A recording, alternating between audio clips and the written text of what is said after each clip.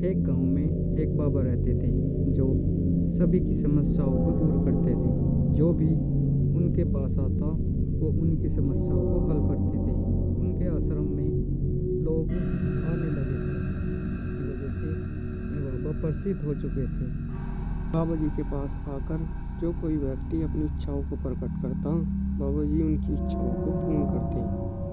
ऐसे करते करते बाबा जी के आश्रम में अब लोग आने लगे थे। एक दिन लोगों का समूह बाबा जी के पास आया और अपनी समस्याएं बताई। बाबा जी समस्याओं का हल करने के लिए जंगल में गए।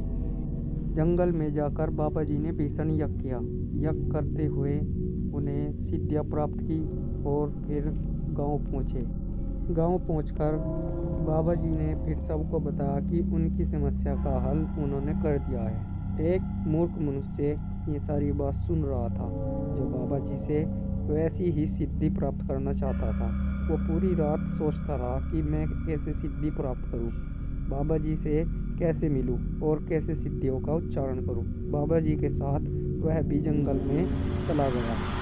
चलते चलते उन्होंने बाबा जी का पीछा किया मगर बाबा जी उसे जंगल में ही उसके सामने से गायब हो गए, जिससे वह देखता ही रह गया।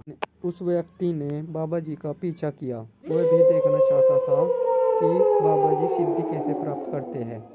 बाबा जी अपनी सिद्धि प्राप्त करने के लिए जंगल में गए और अगले दिन फिर वह मनुष्य बाबा जी से आके मिला।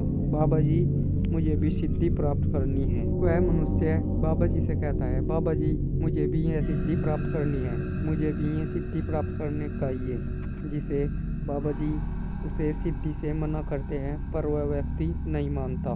बाबा जी कहते हैं यह सिद्धि आसानी से नहीं मिलती, इसके लिए तप करना पड़ता है और कुछ बलिदान भी देना पड़ता है। बाबा जी उसे बहुत समझाने की कोशिश की पर वह व्यक्ति नहीं माना। व्यक्ति को सिद्धि प्राप्त कराने के लिए बाबा जी ने हाँ भर ली और कहा इस सिद्धि प्राप्त करने के लिए